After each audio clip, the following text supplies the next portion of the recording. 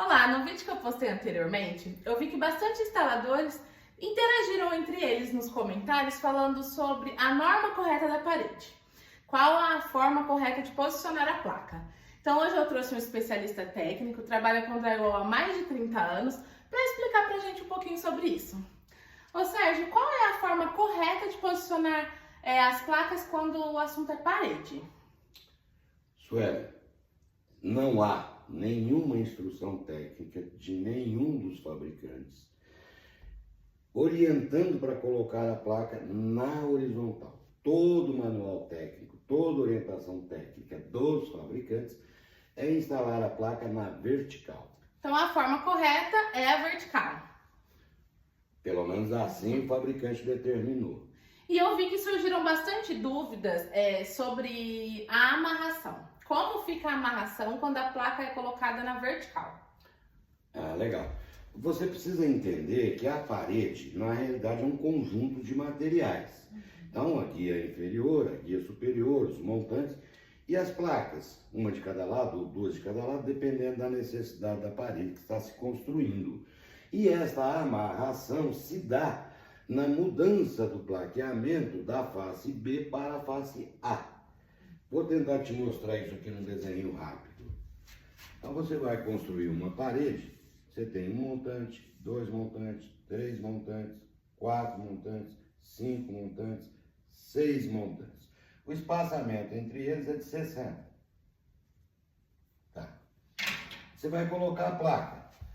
Você vai começar com a placa aqui, 1,20 por 1,80. Ok? A segunda, não estamos falando da amarração vertical, mas vamos lá. A segunda vai ficar aqui. A terceira vai ficar esse pedaço. Vamos chamar isso aqui de lado A. Agora vamos fazer o lado B. Estou atrás da O parede. fechamento da parede externa. Olha, se eu comecei, no lado A eu comecei aqui, com a placa inteira, no lado B, LB, eu vou começar com a placa inteira aqui. E o recorte vai dar no final. Veja que essa junta, lá do outro lado, não está aqui. E essa junta não está aqui. De modo que isto faz a amarração. Assim foi desenvolvido o sistema. E varia conforme a altura da parede? Isso faz diferença? Um exemplo, aqui você está colocando a cada 60. Depende da altura, vai a cada 40, a amarração continua a mesma? Como que funciona? O sistema de amarração é o mesmo. O espaçamento vai em função da altura. Há uma infinidade de especificação quanto ao espaçamento, montante duplo, dupla estrutura, em função de altura. As paredes elas se definem por altura, por resistência a fogo e acústica. Só que todo o manual técnico do fabricante tem isso muito bem definido. Com relação à amarração, não muda nada essa história da altura. Entendi. Então aí é outras especificações conforme a altura. E no caso desse vídeo, lá nós estamos com a placa do lado de dentro na vertical, né, nas paredes, e o lado de fora o acabamento é em glass rock, né? Tem alguma diferença quando é assim ou não? Não, porque a obra que você visitou E é o vídeo que é o eu fiz, seu né? vídeo, na realidade, nem nada disso aqui acontece, porque a placa de gesso, seja a ST, seja a RU, ou mesmo a Glass Rock que está lá fora, ela na realidade está fixada na placa OSB. Quando você tem uma parede, uma estrutura que você tem OSB, a placa de gesso não é fixada no perfil, ela é fixada só na USB, ela foge do perfil. Então, neste caso que você viu lá na obra, a USB sim está na horizontal, mas as chapas de gesso, tanto a Glass Rock, ST e RU, é vertical. Entendi. E agora vamos falar também um pouco, que eu vi que teve bastante dúvidas, sobre o tratamento de junta, né? Qual é a forma correta? Que eu vi que surgiram dúvidas também de pessoas que acham que está fora da norma. Qual seria a forma correta do tratamento de toco? Essa questão de norma, Sueli, é um negócio muito interessante. Quem é que faz a norma? A indústria, né? Quem tem interesse nela. É. Correto? Agora, se fosse tão assim, eu te pergunto, por que o fabricante vende fita telada? Por que a Placo vende? Por que a Knauf vende? Por que a Gibson vende? Se está tão fora de norma assim. Mas o que precisa se entender é a função de cada fita. E tem um vídeo seu, onde eu participo, que é o vídeo livro, inclusive, que fala muito bem sobre fita, qual a função de cada uma. No caso da 4BR, a fita telada vai muito bem. Porque com a camada de gesso que a gente coloca ali no tratamento de junta, essa junta fica hiper resistente. Então não há, tanto que não fissura, jamais fissurou um tratamento de junta com a 4BR usando fita telada. Evidentemente que cantos sempre se faz com fita de papel. Por quê? Porque a fita telada não permite que você dobre ela em 90 graus. Se você forçar para dobrar, ela vai quebrar, ela vai rasgar. E a fita de papel já tem um vinco que é para fazer o 90 graus perfeito. É isso. E eu vi também que surgiu muitas dúvidas no acabamento, né? Eu vi pessoas perguntando se depois da forma que a gente deixou o vídeo, se ainda passa massa corrida para fazer esse acabamento, como que funciona. Então eu vou perguntar também para o Sérgio, que já trabalha só com a placa 4BR há 10 anos e tem muitas experiências de obras sem massa corrida, para explicar pra gente, para contar um pouco dessas histórias pra gente.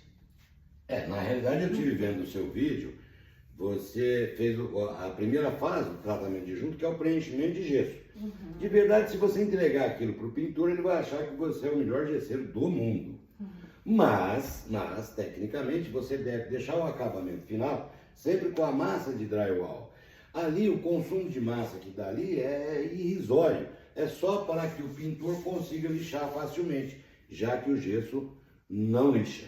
Então, o primeiro preenchimento é massa de gesso, isso vai dar resistência à junta. O conjunto massa de gesso mais fita telada é igual uma tela de aço e cimento e areia no muro para fechar uma rachadura. Essa é a função da fita telada, é juntar os elementos. E ela ganha resistência porque você faz esse primeiro preenchimento com gesso. Porém, o acabamento final sempre deve ser massa, já que o pintor não consegue lixar o gesso.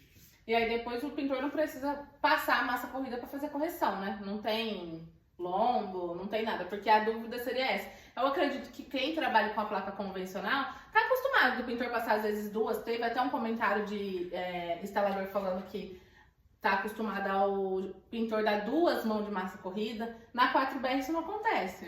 Não, na 4BR a gente tem diversas medições. Em obras comerciais, grandes salões com 500, 800 metros quadrados, não se usou uma gota de massa corrida e você não vê uma marca sequer. Já nas casas de alto padrão, o pessoal usa massa corrida, mas essa massa corrida é mais para fechar os poros do papel acartonado e não para corrigir superfície. Por quê? Com a placa 4BR não há superfície a corrigir. Então o consumo de massa nessas casas, essas obras de alto padrão, ela nunca ultrapassou 100 gramas de massa corrida por metro quadrado. Entendi. Essa é a grande diferença. E sem contar também que isso faz com que o pintor, a produtividade do pintor, seja multiplicada no mínimo por 3.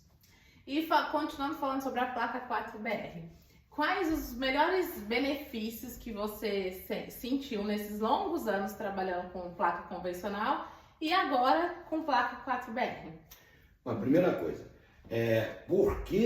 o que me levou a desenvolver a 4BR? Exatamente os famosos lombos. Uma determinada obra que eu coloquei uma equipe escolhida a dedo por mim, acreditando que a obra ia ficar perfeita, e a obra ficou cheia de marca.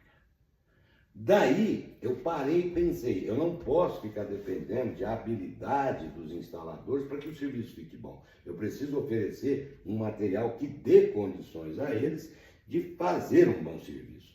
Daí eu parei para desenvolver a 4BR.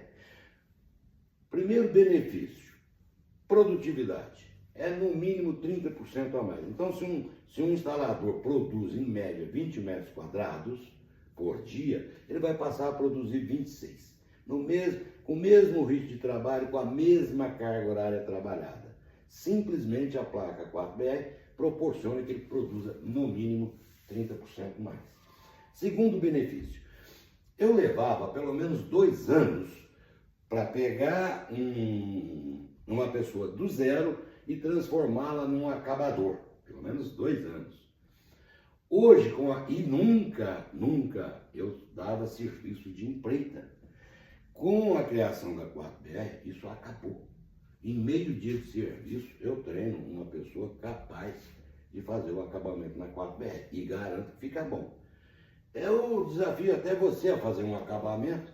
Eu ainda vou fazer esse vídeo indo na obra fazendo acabamento. Eu garanto para você que você vai fazer bem feito. E você nunca fez, você não é disso, você nunca pegou uma empilhadeira na mão. Mas eu te garanto que você vai fazer um corpo bem feito e rapidinho.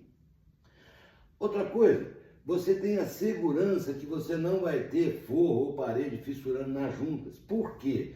Porque a sua junta não está fina, a sua junta está dentro do padrão adequado para que essa junta tenha resistência. Então você não vai ter trinca, não vai ter lombo, você vai ter produtividade, você vai ter facilidade para treinar seus auxiliares a fazer acabamento. É tudo de bom. Você vai ficar amigo do pintor, o pintor não vai brigar com você, não vai botar defeito no seu serviço. O engenheiro vai achar que você é um profissional das galáxias. O dono da obra vai ficar feliz porque além de ter um trabalho muito bem feito, ele vai economizar, já que ele vai gastar no máximo 100 gramas de massa corrida por metro quadrado. Enquanto que em serviço com a placa comum, a gente tem declarações de pintores aí dando 4 demãos de massa corrida, gastando até 1,6 kg de massa corrida por metro quadrado. Olha o tamanho da diferença. É muita diferença. Então, a placa 4BR é um santo remédio para todo mundo. Para todo mundo. E já tem um grande histórico de obra. Já faz 10 anos que nós trabalhamos com obras com a placa 4BR. Então não tem dúvida nem sobre o histórico, né? Não. Nós já passamos por toda essa fase de maturação do produto. Isso está completamente resolvido. Nós já tivemos obras com pintura fosca, acrílica, semibrilho, pintura totalmente. Tivemos até um forro, acredite, Sueli, baixo, pintado de preto brilhante. E não tem uma marca. Não tem uma marca. E isso é resultado da 4BR. E quem trabalha com a 4BR trabalha com produtividade e qualidade. E para demonstrar isso, a gente está lançando um desafio de até 10 segundos. Que você consegue fazer um topo na 4BR com até 10 segundos sem perder a qualidade. Então não perca os nossos próximos vídeos. E se você tiver mais qualquer dúvida, pode perguntar aí nos comentários que a gente vai responder para vocês. Olha que legal que você está dizendo. 10 segundos para fazer um topo significa 6 topos por minuto. Por minuto. E eu já tenho comprovado que é possível fazer um topo em 10 segundos. Tomara que você consiga mostrar para todo mundo.